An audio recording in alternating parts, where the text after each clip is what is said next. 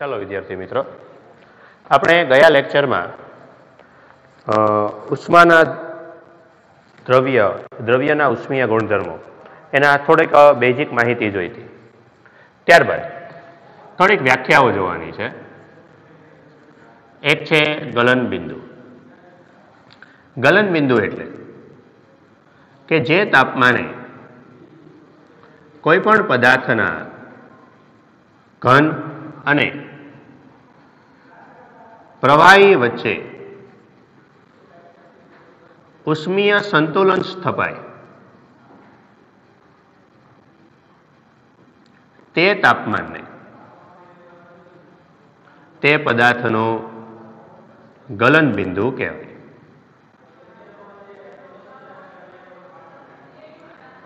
બરાબર? કે જે તાપમાને પદાર્થમાં ઉષ્મીય સંતુલન સ્થપાય. ઉષ્મીય સંતુલન સ્થપાયનો અર્થ કે તમે ધારો કે કોઈ પણ પદાર્થને ઘનમાંથી પ્રવાહીમાં રૂપાંતર કરો છો. જેમ કે બરફ માટે તમને ખબર કે ભાઈ પાણી છે, પાણી 0 સેલ્સિયસ તાપમાને બરફ બને છે. 0 સેલ્સિયસ તાપમાને બરફ બને છે એનો અર્થ શું થઈ ગયો કે જ્યાં સુધી સંપૂર્ણ પાણી બરફ નહીં બની જાય ત્યાં સુધી તાપમાન 0 સેલ્સિયસ ને 0 સેલ્સિયસ જ રહેશે. એટલે ઉષ્મીય સંતુલન સ્થપાય છે. ઇન શોર્ટ, તાપમાન બદલતું નથી. તો એવા તાપમાનને એવું કહેવાય કે ભાઈ એ તાપમાને પદાર્થની માત્ર અવસ્થામાં ફેરફાર થયા રાખે છે, પરંતુ તાપમાન બદલતું નથી. એ તાપમાનને એવું કહેવાય ગલન બિંદુ. એ રીતે બીજું છે ઉત્કલન બિંદુ. ઉત્કલન બિંદુ એટલે તો કે જે તાપમાને કોઈ પણ પદાર્થના પ્રવાહી અને વાયુ વચ્ચે ઉષ્મીય સંતુલન સ્થપાય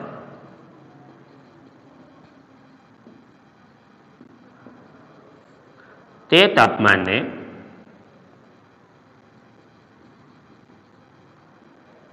ઉત્કલન બિંદુ કહેવાય.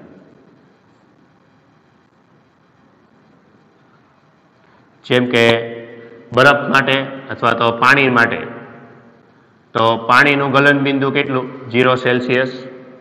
એવી રીતે પાણીનું ઉત્કલન બિંદુ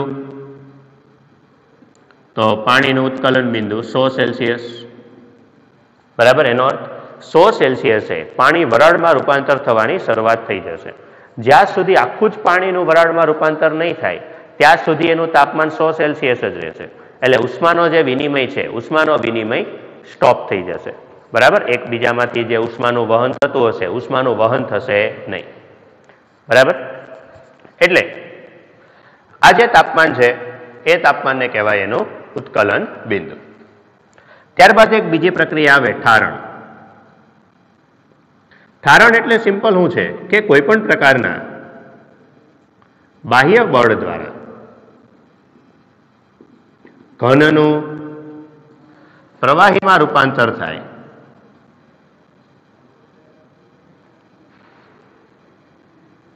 અને તેનું ફરીથી ઘનમાં રૂપાંતર થાય તો એ ફરીથી ઘનમાં રૂપાંતર થવાની ક્રિયા, એ ક્રિયાને ઠારણ કહેવાય. બરાબર? એટલે સિમ્પલ કહેવા હું માંગે કે ધારો કે તમે એક બરફની પાટ લ્યો,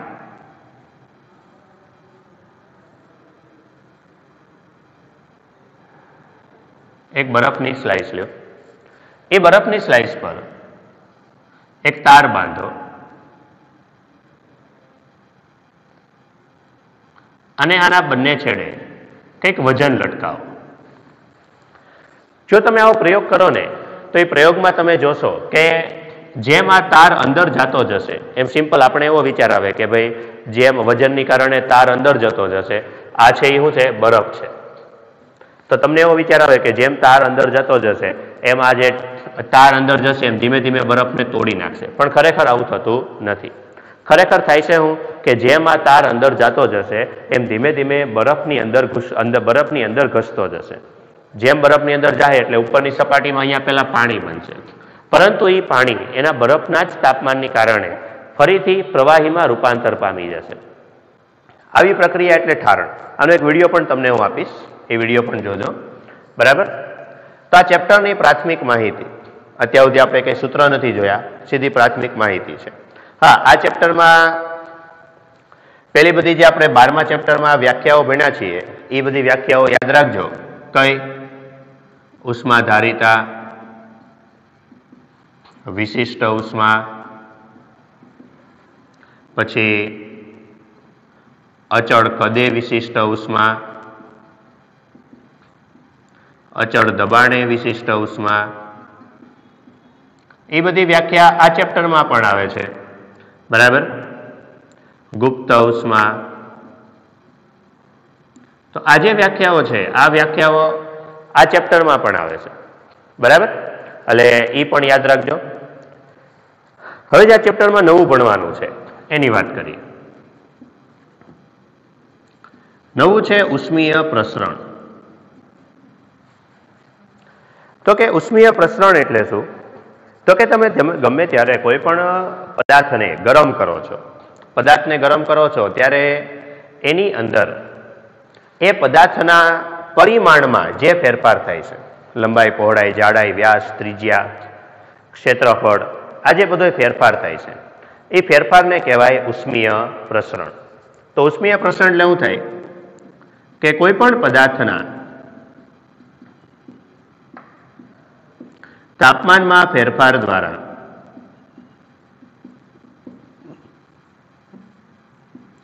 એ પદાર્થના પરિમાણમાં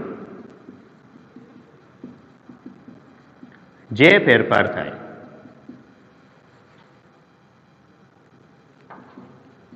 તે ઘટનાને ઉષ્મીય પ્રસરણ કહેવાય. ઉષ્મીય પ્રસરણ ટોટલ 3 પ્રકારના આવે. રેખીય પ્રસરણ, પૃષ્ઠ પ્રસરણ અને કદ પ્રસરણ. ટોટલ 3 પ્રકારના પ્રસરણ આવે. રેખીય પ્રસરણ, પૃષ્ઠ પ્રસરણ અને કદ પ્રસરણ. એક સાદી ભાષામાં કહીએ તો એક પરિમાણ, દ્વિપરિમાણ, ત્રિપરિમાણ. બરાબર. આ એક પરિમાણમાં, આ દ્વિપરિમાણમાં, આ 3 પરિમાણ. આપણે 3 સૂત્ર ને બધી ચર્ચાઓ સરખા જેવી છે. હવે કોઈ પણ એકમાં તમે ધ્યાન આપશો તો બીજામાં ઓટોમેટિક ખબર પડી જશે. પહેલી વાત કરીએ રેખીય પ્રસરણ.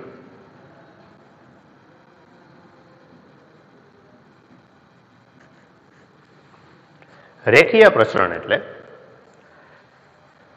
કે કોઈ પણ પદાર્થના તમે તાપમાનમાં ફેરફાર કરતા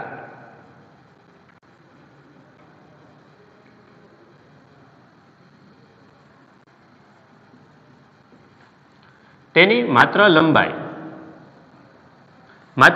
અથવા એવું કહેવાય કે એક પરિમાણમાં ફેરફાર કરતા જો એના એક પરિમાણમાં ફેરફાર થાય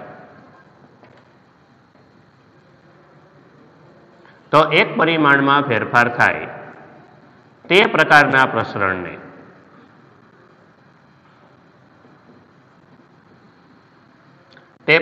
પ્રસરણને શું કહેવાય? રેખીય પ્રસરણ કહેવાય. એક પરિમાણમાં ફેરફાર થતો હોય. એક પરિમાણમાં એનો અર્થ માત્ર લંબાઈ, માત્ર પહોળાઈ, માત્ર ઊંચાઈમાં ફેરફાર થતો હોય તો એને એક પરિમાણમાં ફેરફાર કહેવાય. એટલે ધારો કે કોઈ પણ L લંબાઈના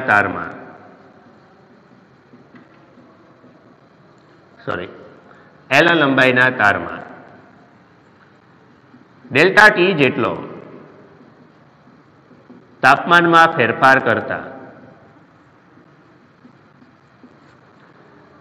જો લંબાઈમાં થતો ફેરફાર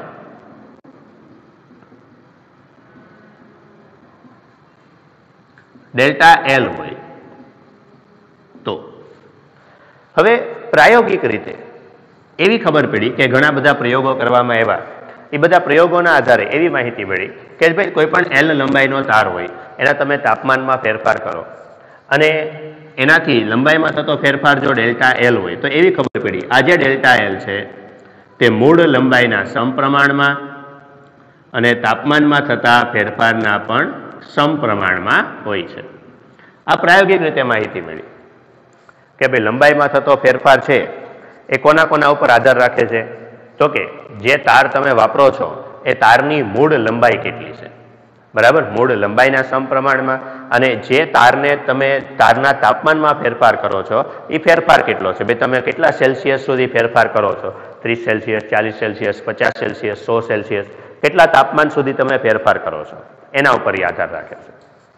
એટલે આના પરથી એવું કહી શકાય કે delta L proportional to L delta T. જો આ સમપ્રમાણ તમે દૂર કરો તો એને આલ્ફા વડે દર્શાવાય. આ આલ્ફાને રેખીય પ્રસરણાંક કહેવાય. આલ્ફાને શું કહેવાય? રેખીય પ્રસરણાંક. હા, આના ઉપરથી આલ્ફા છે એ આલ્ફાનો આધાર, તો આલ્ફાનો આધાર કોઈ પણ પદાર્થના દ્રવ્યની જાત ઉપર હોય છે.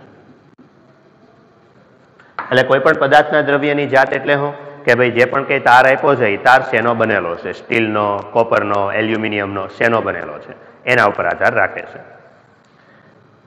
આલ્ફાનો એકમ, જો આનો એકમ તમે આના પરથી બનાવો તો આલ્ફા બરાબર શું થઈ જશે? Delta L upon L delta T. તો ડેલ્ટા એલ નો એકમ મીટર, એલ નો એકમ એ મીટર, ડેલ્ટા ટી નો કેલ્વિન. મીટર મીટર કટ એટલે કેલ્વિન ઇનવર્સ, બરાબર. એટલે એનો એકમ બનશે કેલ્વિન ઇનવર્સ. તો આના ઉપરથી ડેલ્ટા એલ, ધારો કે મૂળ લંબાઈ હું L1 લઈ લઉં તો ડેલ્ટા એલ બરાબર આપણે શું લખી શકીએ? L2 માઇનસ L1 બરાબર આલ્ફા L1 ડેલ્ટા ટી. એટલે L2 ને કરતા બનાવો, L1 ને સામે જવા દો તો 1 પ્લસ આલ્ફા ડેલ્ટા ટી, બરાબર. એટલે આ હું મેળવું મને તો કે ડેલ્ટા ટી એટલે જો T2 માઇનસ T1 લખું તો T2 તાપમાને તારની લંબાઈ, બરાબર, અંતિમ લંબાઈ. એટલે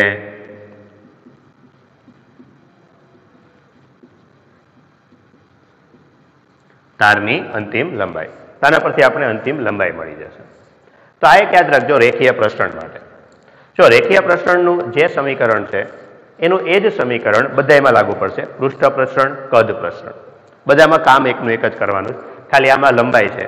પૃષ્ઠ પ્રસરણ એટલે ક્ષેત્રફળ, કદ પ્રસરણ એટલે તો કદ, બરાબર. એટલે બીજું છે પૃષ્ઠ પ્રસરણ.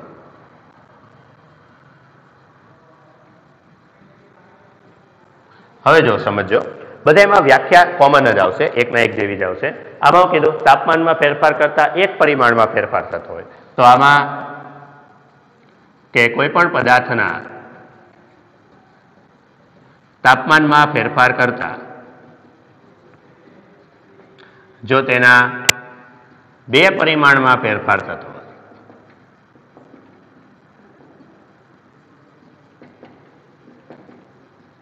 તેવા ઉષ્માના પ્રસરણને શું કહેવાય? પૃષ્ઠ પ્રસરણ કહેવાય, બરાબર. બે પરિમાણ બદલાતા હોય, બે પરિમાણ બદલાય એટલે લંબાઈ સાથે પહોળાઈ બદલાતી હોય, લંબાઈ સાથે ઊંચાઈ બદલાતી હોય, ઊંચાઈ સાથે પહોળાઈ બદલાતી હોય, એવી રીતે બે પરિમાણ બદલાતા હોય. તો જો આવી રીતે કોઈ પણ બે પરિમાણ બદલાતા હોય ને કે લંબાઈ સાથે પહોળાઈ, પહોળાઈ સાથે ઊંચાઈ, તો બે પરિમાણ બદલાય એટલે ફેરફાર એમાં થાય તો કે ફેરફાર આપેલા પદાર્થના ક્ષેત્રફળમાં થાય. એટલે બાકીનું કામ કોમન કે ધારો કે એ જેટલું ક્ષેત્રફળ ધરાવતા કોઈ પણ પદાર્થના તાપમાનમાં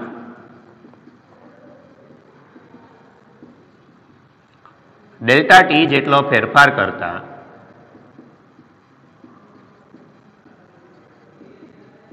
ક્ષેત્રફળમાં થતો ફેરફાર ડેલ્ટા એ, તો delta A proportional to A અને delta A proportional to delta T હોય છે, ઓલા જેવું છે.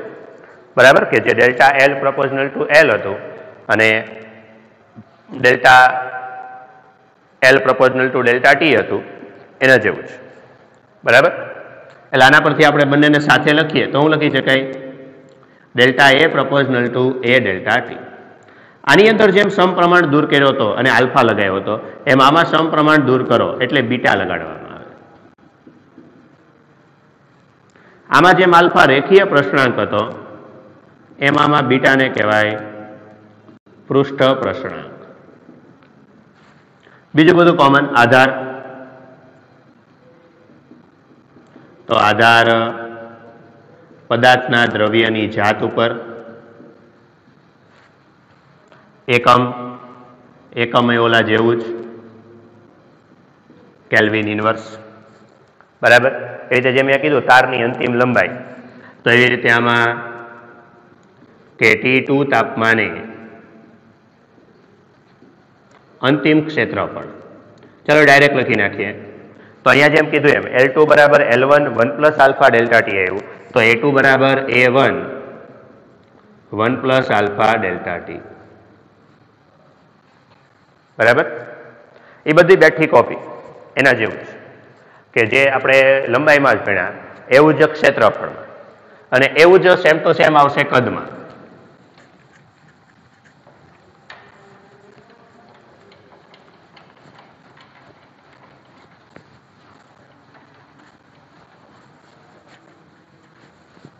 बराबर जो एवं कद प्रसरण अंदर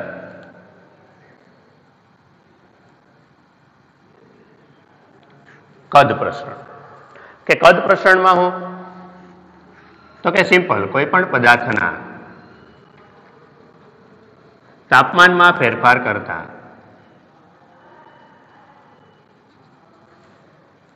तेना 3 परिमाण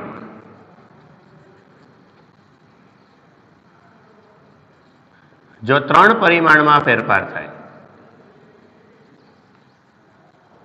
तो ते प्रकारना प्रसरण ने એટલે ઉષ્મીય પ્રસરણ ને કદ પ્રસરણ કહેવાય।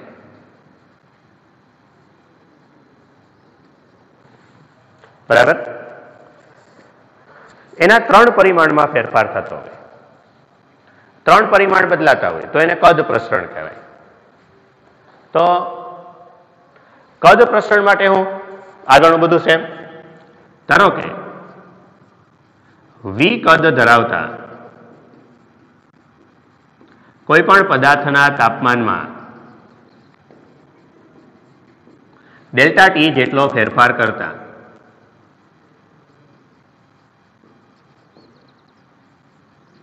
जो कदमां थतो फेरफार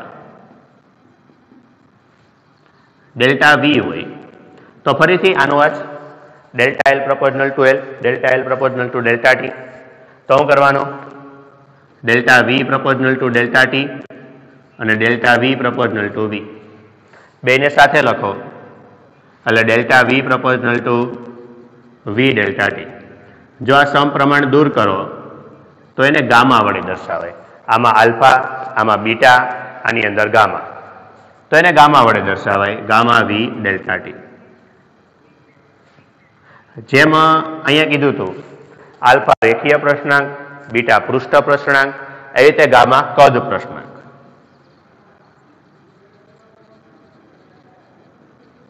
बीजू बधु कॉमन के एनो आधार तो एनो आधार पदार्थना द्रव्यनी जात उपर, आधार कोना उपर पदार्थना द्रव्यनी जात उपर। एनो एकम एकम केल्विन इनवर्स ओलामां हतुं एनुं ज अने आवी रीते के T2 तापमाने अंतिम कद तो T2 तापमाने अंतिम कद केटलुं थई जशे तो V2 बराबर V1 into 1 plus alpha delta T बराबर। ए बधुं कॉमन एनुं एज के जे आपणे आगळ जोयुं एनुं एज कॉमन आनी अंदर। तो आ 3 प्रकारना प्रसरण आवे। आपणे जे सौथी वधारे उपयोग थाय छे ए सौथी वधारे उपयोग थाय छे कद प्रसरणनो। शुं काम कद प्रसरणनो उपयोग थाय? कारण के व्यवहारमां આપણે જે જીવીએ છીએ બધું ત્રિપરિમાણ, એટલે વ્યવહારમાં એક પરિમાણ ઓછું હોતું જ નથી આમ તો, પરંતુ એક પરિમાણનો અર્થ શું થઈ ગયો? ફિઝિક્સમાં એક પરિમાણનો અર્થ એવો થઈ ગયો કે કોઈ પણ પદાર્થ છે તો એ પદાર્થની લંબાઈની સાપેક્ષે, ધારો કે એની જાડાઈ બહુ નાની હોય, જેમ કે આપણે આ એક વાયર આવે છે તો વાયરને તમે એક પરિમાણ ગણી શકો. શું કામ? કારણ કે વાયર છે તો વાયરની અંદર લંબાઈની સાપેક્ષે જે એની ત્રિજ્યા છે એ ત્રિજ્યા તમે અવગણી શકો, તો માટે તમે એને એક પરિમાણ ગણી શકો. તમારા નોટબુકનું પેજ, તો એ નોટબુકના પેજને તમે દ્વિપરિમાણમાં ગણી શકો. શું કામ? એની લંબાઈ અને પહોળાઈની સાપેક્ષે જાડાઈ અવગણી શકાય એવી હોય. બાકી વ્યવહારમાં મળે એ બધું ત્રિપરિમાણ. આપણે જે વ્યવહારમાં ભણીએ, વ્યવહારમાં જે જોઈએ છીએ એ બધું હંમેશા ત્રિપરિમાણ હોય છે, બરાબર? ક્યારે એક પરિમાણ એમાં હોતું નથી. ત્યારબાદ આજે ત્રણ પ્રકારના આપણે પ્રશ્નાંક ભણ્યા: રેખીય પ્રશ્નાંક, પૃષ્ઠ પ્રશ્નાંક અને કદ પ્રશ્નાંક. તો ત્રણેય વચ્ચેનો સંબંધ મેળવી કે આલ્ફા, બીટા અને ગામા વચ્ચેનો સંબંધ.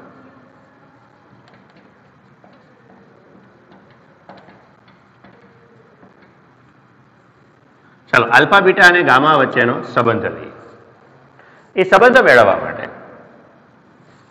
ધારો કે એક એલ લંબાઈના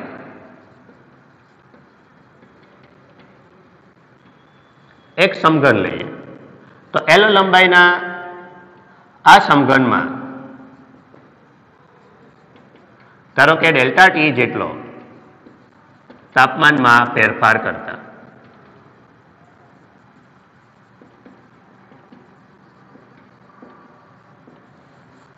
હવે એલ લંબાઈનું સમઘન લીધું છે તો સમઘનનું કદ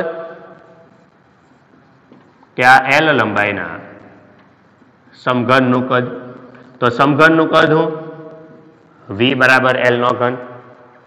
તમને બીજા ચેપ્ટરની ત્રુટિવાળી થિયરી યાદ હશે, આંશિક ત્રુટિ. તો ત્રુટિ એટલે આપણે શું કરતા કે વી છે એટલે આપણે કંઈક આવું કરતા, ડેલ્ટા વી અપોન વી, તો ઘાત આગળ ડેલ્ટા એલ અપોન એલ. ચલો હમણાં આપણે કીધું એમ ડેલ્ટા વી બરાબર ગામા વી ડેલ્ટા ટી. અહીંયાથી ડેલ્ટા એલ બરાબર આલ્ફા એલ ડેલ્ટા ટી, તો V V cut L L cut delta T cut, એટલે ગામા બરાબર હું મેળવું 3 આલ્ફા. આવી રીતે એક એલ લંબાઈના એક ચોરસ સમતલની વાત કરીએ કે એલ લંબાઈના ચોરસ સમતલ, તો એ ચોરસ સમતલના તાપમાનમાં ધારો કે ડેલ્ટા ટી જેટલો ફેરફાર કરતા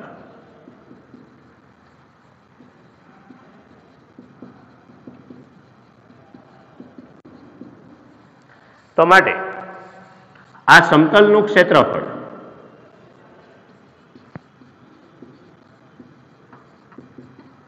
તો સમતલનું ક્ષેત્રફળ એ બરાબર એલ સ્ક્વેર. પાછી ત્રુટિ લ્યો તો ડેલ્ટા એ અપોન એ બરાબર 2 ડેલ્ટા એલ અપોન એલ. તો પાછું એ ડેલ્ટા એ, તો અહીંયા શું કીધું ડેલ્ટા એ બરાબર બીટા એ ડેલ્ટા ટી, એટલે અહીંયા બીટા એ ડેલ્ટા ટી છેદમાં એ.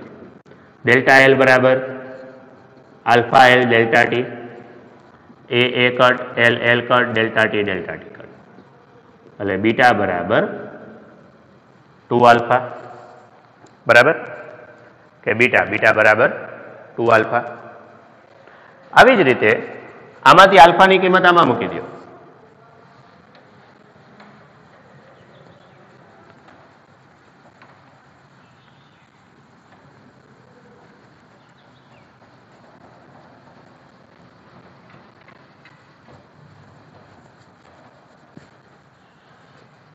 કે આની અંદર આલ્ફાની કિંમત આમાં મૂકી દો, આને સમીકરણ 1 આપી દો, આ સમીકરણ 2. તો સમીકરણ 1 અને 2 પરથી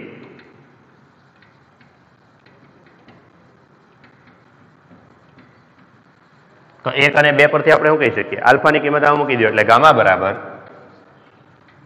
3 આલ્ફા, તો આમાંથી આલ્ફા બરાબર બીટા બાય 2.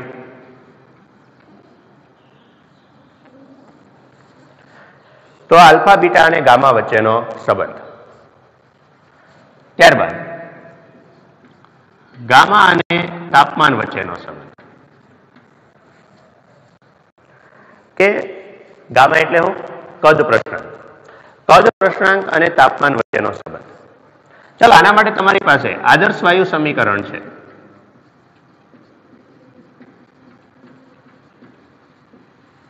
બરાબર, આદર્શ વાયુ સમીકરણ છે.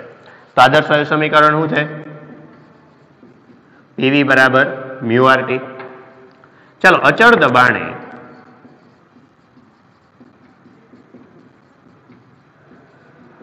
કદમાં ફેરફાર કરો. તો કદમાં ફેરફાર કરો એટલે પી વી નું ડેલ્ટા વી બરાબર મ્યુ આર ડેલ્ટા ટી. બરાબર કે પી વી બરાબર તો મ્યુ આર ટી એટલે શું થઈ જશે કે અચળ દબાણે તમે કદમાં ફેરફાર કરો તો પી ડેલ્ટા વી બરાબર મ્યુ આર ડેલ્ટા ટી. ચાલો બેનો ગુણોત્તર લઈએ. તો બેનો ગુણોત્તર લઈ લ્યો એટલે શું થશે? પી ડેલ્ટા વી છેદમાં પીવી બરાબર મ્યુ આર ડેલ્ટા ટી છેદમાં મ્યુ આર ટી. તો આ પી કટ મ્યુ આર કટ. હવે ડેલ્ટા વી, તો ડેલ્ટા વી બરાબર આપણી પાસે સૂત્ર છે કયા કીધું એમ, ડેલ્ટા વી બરાબર ગામા વી ડેલ્ટા ટી. એટલે અહીંયા ગામા વી ડેલ્ટા ટી.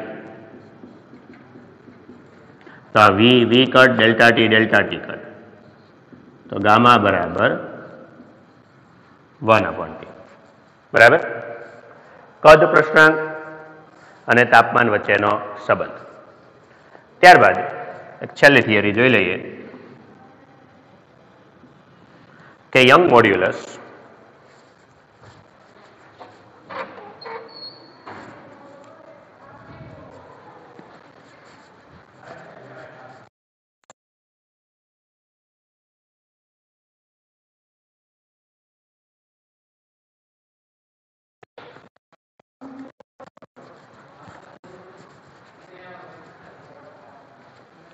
તો ત્યારબાદ યંગ મોડ્યુલસ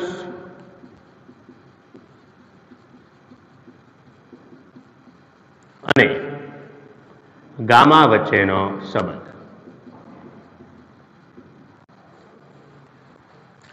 યંગ મોડ્યુલસ અને ગામા વચ્ચેનો સંબંધ.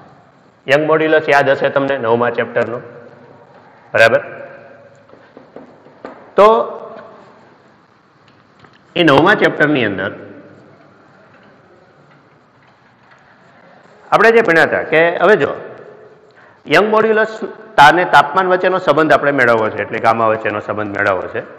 તો આ સંબંધમાં ખાસ ધ્યાન આપજો કે કોઈ પણ તાર છે, કોઈ પણ તારને તમે જ્યારે ગરમ કરશો, બરાબર, કે કોઈ પણ તાર હોય તારને તમે જ્યારે ગરમ કરશો તો ગરમ કરશો એટલે એક સિમ્પલ શું થશે, એના અણુઓ છે, એના અણુઓ બધા એકબીજાથી દૂર જશે.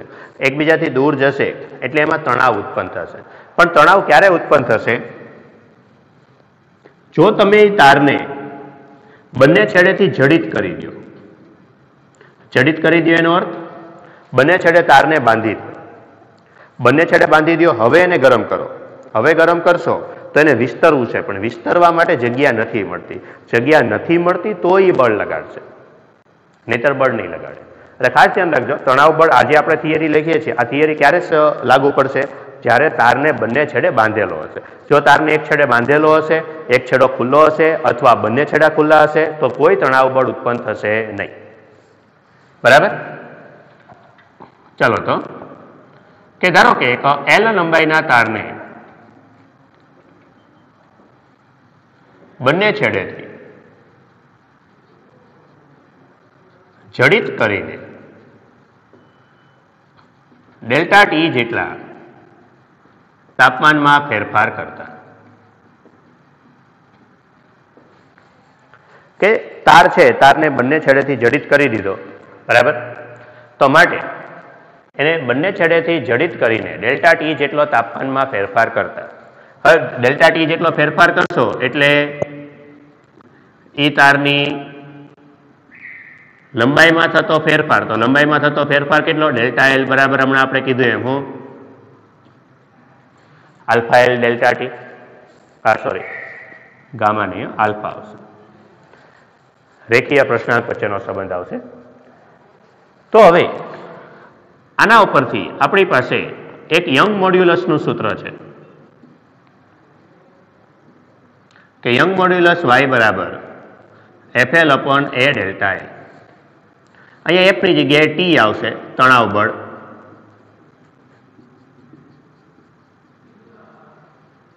આમ તો F જ રહેવા દો ને એટલે વાંધો નહીં, કન્ફ્યુઝન, કારણ કે T એટલે પાછું તાપમાનમાં આવશે. ચલો આના ઉપરથી ડેલ્ટા એલ ને કરતા બનાવી લ્યો. તો ડેલ્ટા એલ બરાબર FL અપોન AY. ચલો સમીકરણ 1 અને 2 ને સરખાઈ દો કે સમીકરણ 1 અને 2 પરથી ડેલ્ટા એલ બરાબર FL અપોન AY બરાબર શું થશે? Alpha L delta T. તો આના પરથી તણાવ બળ F બરાબર આલ્ફા AY ડેલ્ટા ટી. બરાબર? તો આ એક સમીકરણ. તો એટલું ઉષ્મીય પ્રસરણ માટે, કે ઉષ્મીય પ્રસરણ માટે કે કેટલું આ ઉષ્મીય પ્રસરણ આખું પૂરું આમાં. બરાબર? ત્યારબાદ એક આપણે નેક્સ્ટ લેક્ચરમાં નવું શરૂ કરશું, ઉષ્માનું પ્રસરણ. બરાબર? રોજે રોજ લખતા રહેજો.